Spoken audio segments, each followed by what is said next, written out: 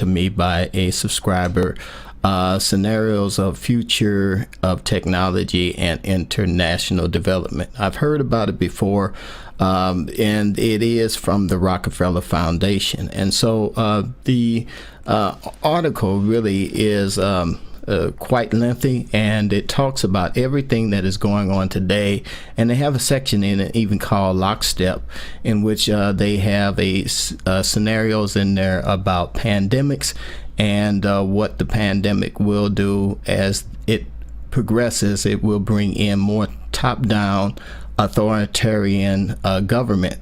And this is done by the use of the pandemic H1N1, and then or either it could have been using the some of the other deadly viruses out there that they say were out there.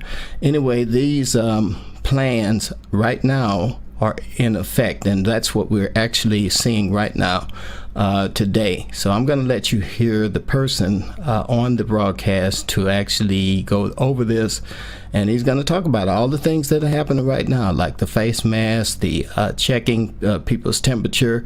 All of this was all planned out years in advance, and we are actually up under this top-down lockdown. They even anticipated the pushback of the citizenry. So unless we do something about this, unless we wake up and the apathy goes away, we're really headed down this really, really dark path.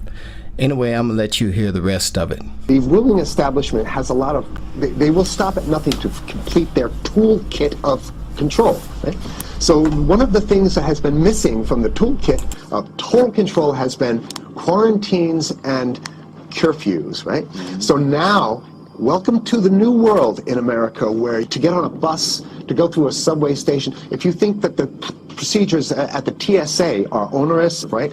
Guess this is coming to a bus depot near you. It's a more invasive way, and the ruling class needs this because, let me say, if the ruling class ever saw wide-scale civil unrest, you'd see an Ebola outbreak in America right away. Okay, so this is, what you see is that Ebola is another tool in the toolbox of the ruling class control. Yeah, to keep down absolutely, repression. positively, 100%. This is a tool. Right. Ebola doesn't just magically start spreading. And then we have these doctors that come back here. The white people, of course, live. You know, the two whites who got it survive. All the black people that get it die. Right? It's very possible that these one of these NGOs over there is going around with a veil of Ebola or spreading it from a small plane onto villages.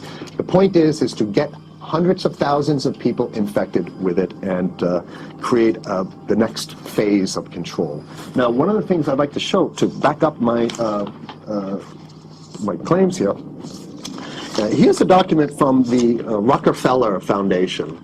Rockefeller Foundation, right there. You can zoom in on that, where my finger is. It's called Scenarios for the Future International Development, the Rockefeller Foundation. All right? Okay, let's take a look at what they're saying here. This is something like a 50, 60-page document. I'd like you to go to page 18, if you can look at this up on the internet, but I'll read it off to you. It's called lockstep, lockstep. And this is a phrase that I used right after 2001 when I saw the entire system of the United States, including the population, were in lockstep. So the Congress went along, and yes, it was Osama bin Laden, and the people waved their flag and said, I hate, hate, hate, hate, and everything was in lockstep. Well, in 2010, they published this, Rockefeller Foundation, and here's what they're saying. They're saying that they call it a scenario. These are scenario narratives, and they speak about it in the past tense. So they put out this scenario, lockstep. A world of tighter, top-down government control and more authoritarian leadership with limited innovation and growing citizen pushback. Okay, I'll read a little bit of it. In 2012, the pandemic that the world had been anticipating for years, nobody was anticipating a pandemic, finally hit. Unlike 2009's H1N1 this new influenza strain originating from wild geese, they use some scenario, but this is Ebola they're talking about. Ahead. Even the most pandemic-prepared nations were quickly overwhelmed when the virus streaked around the world, infecting nearly 20% of the global population and killing 8 million in just 7 months, the majority of them healthy young adults. The pandemic also had a deadly effect on economies. You can see the agenda, just naked, raw, naked control agenda written down, and it's anybody's guess how this becomes effectuated in real life. So whether this is written specifically as marching orders or whether people take it upon themselves in the intelligence networks to say, okay, well, this has been produced, so this is the plan here. But these narratives have to be written in advance because the intelligence agencies don't know how to do these narratives. They need help. So these think tanks, they come up with these like Rand Corporation, Rockefeller Foundation. These are think tanks of death. They're not the think tanks, they're not there to find great ways to help people. Right? Okay, the pandemic also had a deadly effect on economics. International mobility of both people and goods screeched to a halt. Which is what they want. They want a completely isolated world, right? Debilitating industries like tourism and breaking global supply chains. Well, of course they want tourism stopped because they're not in the tourism business, and they want you at home in your house in front of the TV. Then they got you because once you watch the TV, they own your soul. Even locally. Wait a second, we're on television. I mean commercial television, let's say. National. Even locally, normally bustling shops and offices sat empty for months. Okay, so I love how they talk about it in the past tense in 2010. Right? The pandemic blanketed the planet, though disproportionate numbers in Africa died. Southeast Asia and Central America, where the virus spread like wildfire. It sounds like the opening monologue of a disaster movie, right? Exactly. Now listen, here's the good stuff now. But even in developed countries, containment was a challenge. Now here's this one. I love this one. The United States' initial policy of strongly discouraging, in quotation marks, strongly discouraging citizens from flying proved deadly in its leniency. So they're saying, that... No, keep going. Read it. Proved deadly in its leniency. So they should have been tougher, right? Accelerating the spread of the virus, not just within the United States, but across borders. However, a few countries did fare better. China in particular. The Chinese government's quick imposition and enforcement of mandatory quarantine for all citizens, as well as its instant and near hermetic sealing off of all borders, saved millions of lives, stopping the spread of virus far earlier than in other countries. So the message is here is we have to look towards the Chinese, the oppressive totalitarian Chinese regime as an example of what we need to be doing here. And of course, the ruling class here loves the Chinese regime because they have demonstrated to the ruling class the most efficient form of capitalism, which is authoritarian capitalism. So we have capitalism, but unfortunately we have this veil. I get it. We have this veil of democracy. This is very interesting. This is continue on. Okay. China's government was not the only one that took extreme measures to protect its citizens from risk and exposure. During the pandemic, national leaders around the world flexed their muscles, flexed their authority, and imposed airtight rules and restrictions. You can see the agenda. Go. Okay. From the mandatory wearing of face masks to body temperature checks at the entries to communal spaces like that's what's happening right now. Yeah, but soon it's going to be like body. It'll be at the subway. Yeah, well, is that what you're saying? We'll be going through this in the subway, to get on the buses and the subway, absolutely, things like that. And what this means though is don't think about having a cigarette, a joint on or I mean basically you can't. This is a dragnet for everything. So if in order for you in other words, just like with stop and frisk, this is the ultimate stop and frisk. This is the ultimate cavity stop and frisk, cavity search kind of thing. All right, so during the pandemic, national leaders around the world flexed their authority. Now there's some good stuff. Listen to this. And even supermarkets, they want body checks at supermarkets, okay? So basically what they're saying is they're building a system where every move you make, You can't you get got to food. go through them. You can't get food. Can't Well, how get about if you food. go to the farmer's market? Here's the good stuff now. I mean, it just keeps getting better.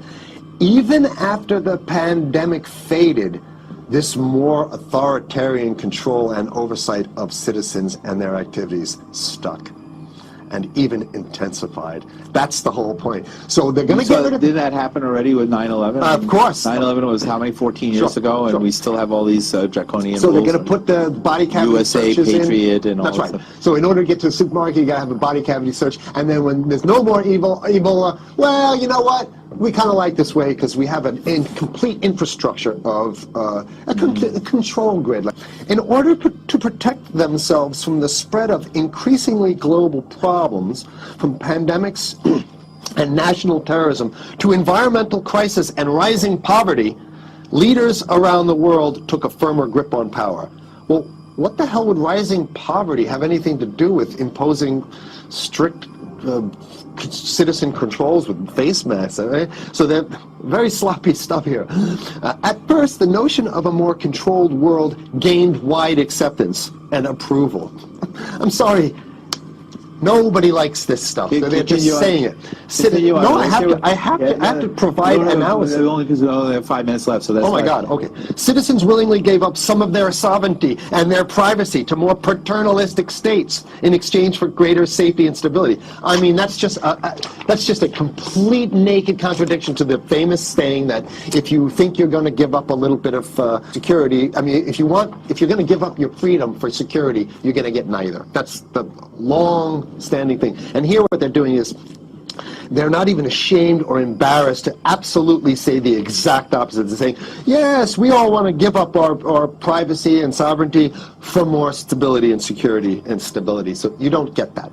When you give it up like that, you get the shaft. Can you show us the cover again of I'll what show you were the just cover reading? one more time, and then I have This two is more what- documents. Right, Two this is more what we were documents. reading here, and just zoom in a little bit so folks can see it. He'll zoom in, don't worry, you can relax.